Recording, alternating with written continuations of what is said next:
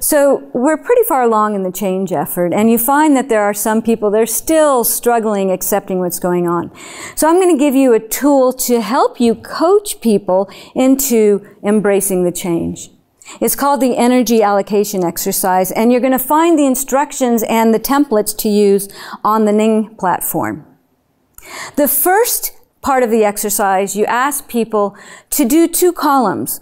One column is no control. The second column is in my control. And then you look at the situation and you really determine what's not in my control and what's in my control about the situation. Let me give you an example. So the other day I was at the airport, and about a half hour before we were supposed to leave, the sign comes up and says that the plane is not going to leave. It's delayed for a couple hours, which meant that I was going to miss my connection and I had to stay there for another night.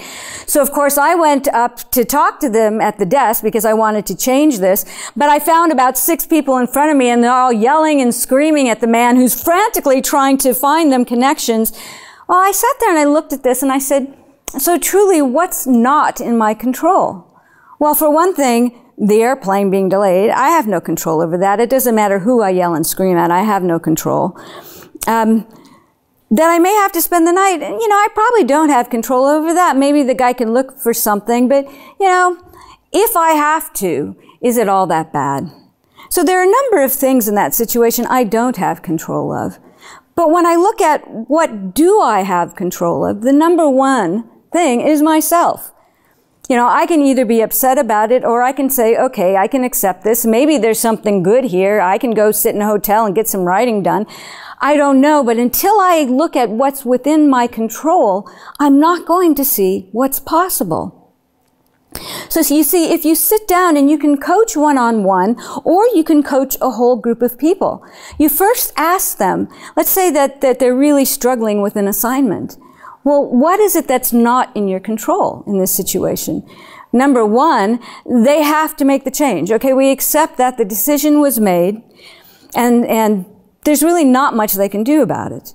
Okay, so there may be some other things. You know, maybe it's, you know, some of the people they have to work with. They can't change people's personalities. But what is in their control? That's really the strength and the power of this exercise. When you start asking people what's truly in your control in this situation. And starting always with my attitude and the way I respond, because that is sometimes the only thing I have control of. But maybe there are some other things that I can do, some other place that I can put my energy. Maybe there is something that I can enjoy doing. Because you want people to shift into putting their energy into what they can control. Maybe they'll have a hard time letting go of what they can't. But the more you can shift them into what I can control, what's possible, the less that they have energy left for what they can't control. So let me show you on the grid, the energy allocation grid. If you have people look at what they can't control, but you ask them, how much energy are you putting into that? And energy includes complaining, worrying, any amount of time that you spend thinking about something that's not in your control, then you have to put it up here in the dead horses. You see, it's a high amount of energy with a low amount of control. I couldn't change that airplane from being delayed. I couldn't do that. And all the time and energy I spent complaining about it, I was kicking a dead horse.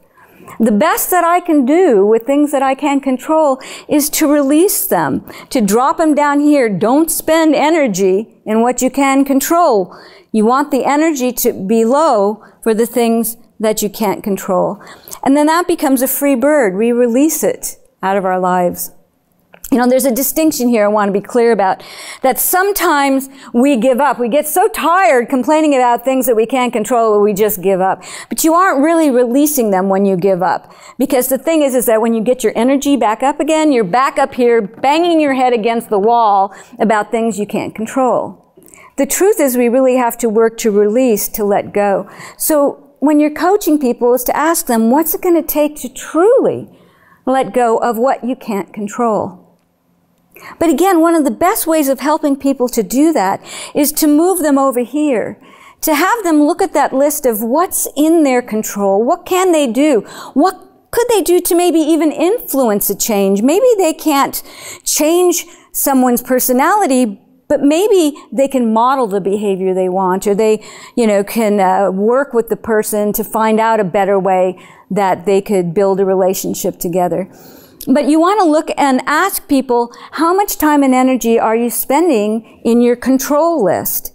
If they are spending time, that's what we call mastery. But if they're not spending time, if they're like spending all their time over here and they're not spending time on what they can control, then this is what we call a sitting duck. And sadly, this is what creates victims.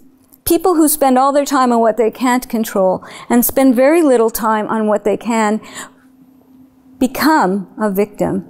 You want to help people to see how much energy is being wasted instead of moving into possibility where they can truly create mastery, where they can see really their greatest potential is when they put their energy over here. So when you can get them to start filling in the list of what they can control, and then help them to set goals and intentions and steps and support them to spending more energy up here, then truly what will happen is you will see them much more quickly embracing the change.